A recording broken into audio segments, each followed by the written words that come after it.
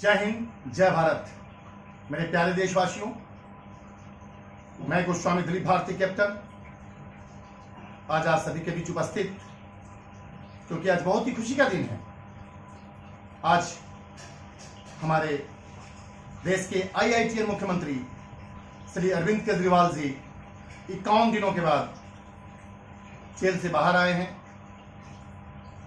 आज एक तानाशाही सरकार का अंत हुआ है, जिसने एक देश के अंदर में चुनी हुई दो मुख्यमंत्रियों को जेल में डाला।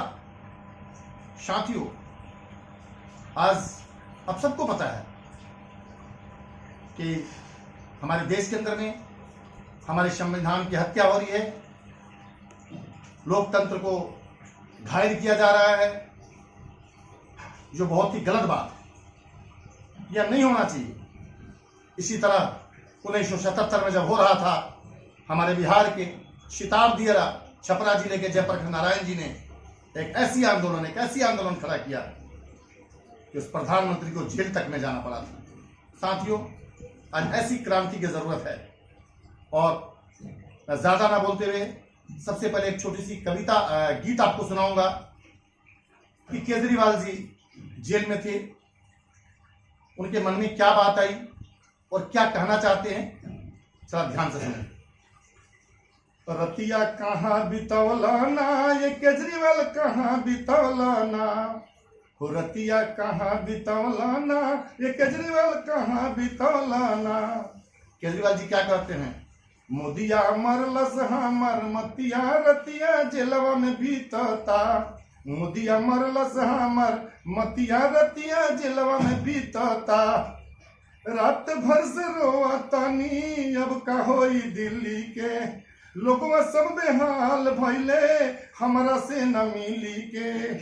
रात भर से रोआ तानी, अब का होई दिल्ली के लोगवा सब बेहाल भइले, हमरा से न मिली के। हो मोदिया मरलस हमर मतिया, रतिया जेलवा में बीतता।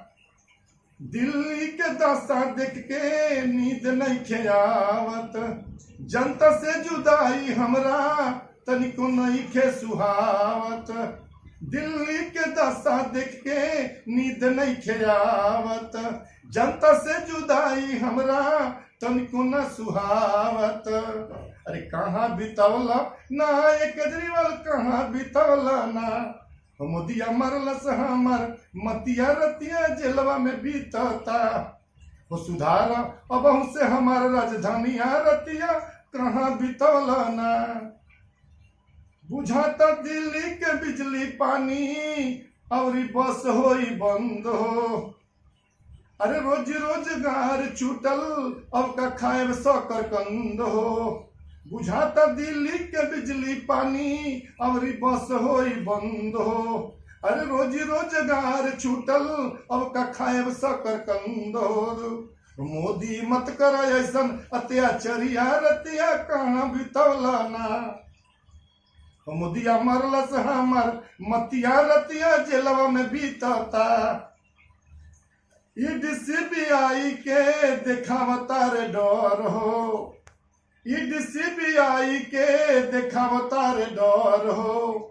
इनकम टैक्स के छापा डलाता, लोगवा बेरोजगारी से जाता मर हो।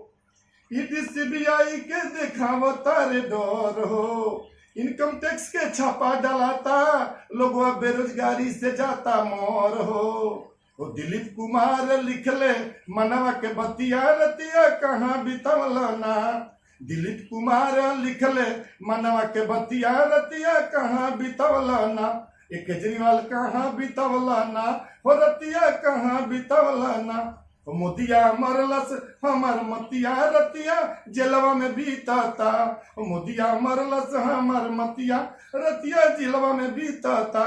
जय हिंद, जय भारत। साथियों, मैं गीत इसलिए सुनाया कि जो मन की भावना है उसे व्यक्त करना चाहिए, क्योंकि मोदी जी तो अपनी मन की बात रेडियो से करते हैं। भला बताइए, मन की बात भी रेडियो से की जाती है? अरे मन की बात करनी है तो आइए जनता के बीच। क्यों? कि डेमोक्रेसी का मतलब होता है be the people, by the people, for the people. लेकिन आज इस देश में चुनावी महासंग्राम चल रहा है, आज उल्टा हो गया है। Be the Modi, by the Modi, for the Modi हो गया। मैं इस लोकतंत्र के बचाने के लिए मैं खुद नई दिल्ली लोकसभा 04 का नॉमिनेटेड कैंडिडेट मैंने नॉमिनेशन फाइल किया।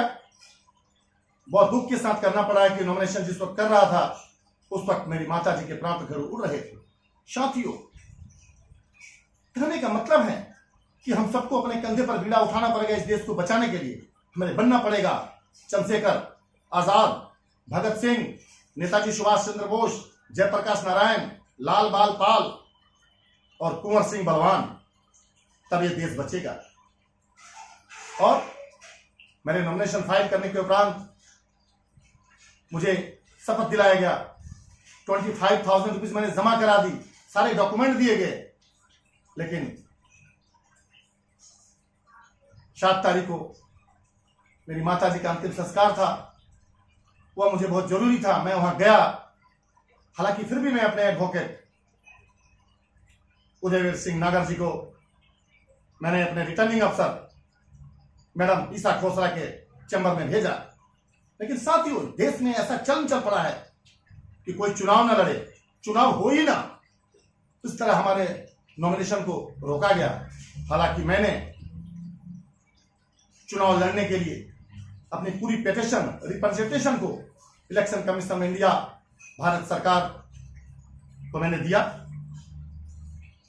आशा तो कम थी, लेकिन फिर भी मैंने सोचा नहीं, कुछ भी हो सकता है। आपको पता है कितने नॉमिनेशन, कई जगह तो निर्विरोध लोग चुने जा रहे हैं, लेकिन ऐसा नहीं होगा। मैंने तुरंत ही पिटीशन तैयार की और अपने प्रेजेंटेशन को हाई कोर्ट में दाखिल किया। देखिए क्या होता है।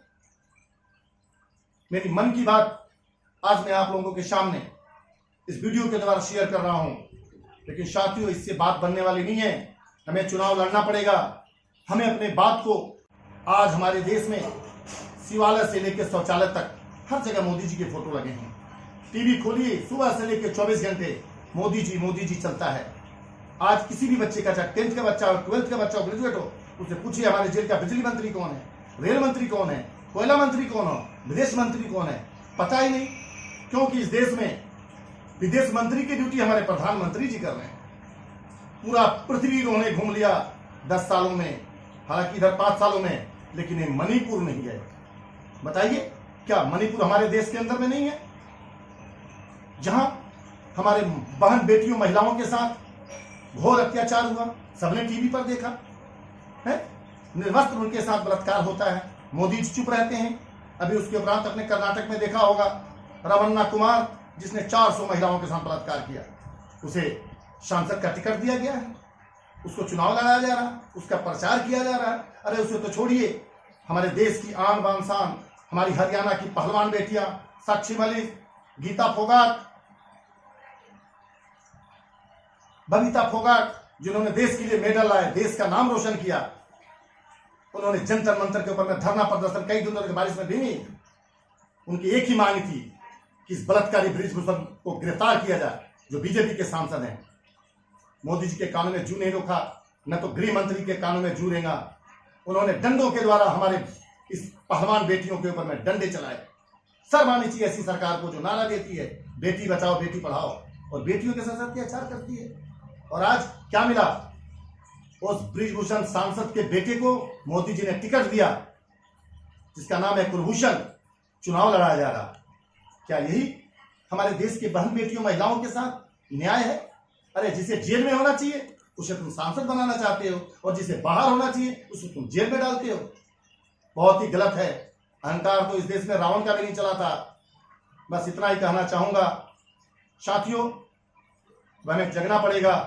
बहुत दिन सो लिए। हमें एक ऐसी आंदोलन की शुरुआत करनी पड़ेगी कि इन देश के जो घमंडी नेताएं हैं उनको समझ में आए कि यदि हम नहीं सुधरे तो 1977 की क्रांति पुनः आएगी। मैं सभी देश के माताओं बहनों और अपने नौजवान साथियों से आह्वान करता हूं, आइए मेरे साथ युवा शक्ति के साथ जुड़िए और युवा क्रांति के लिए आगे बढ़िए। जय हिंद, जय भारत, नमस्कार।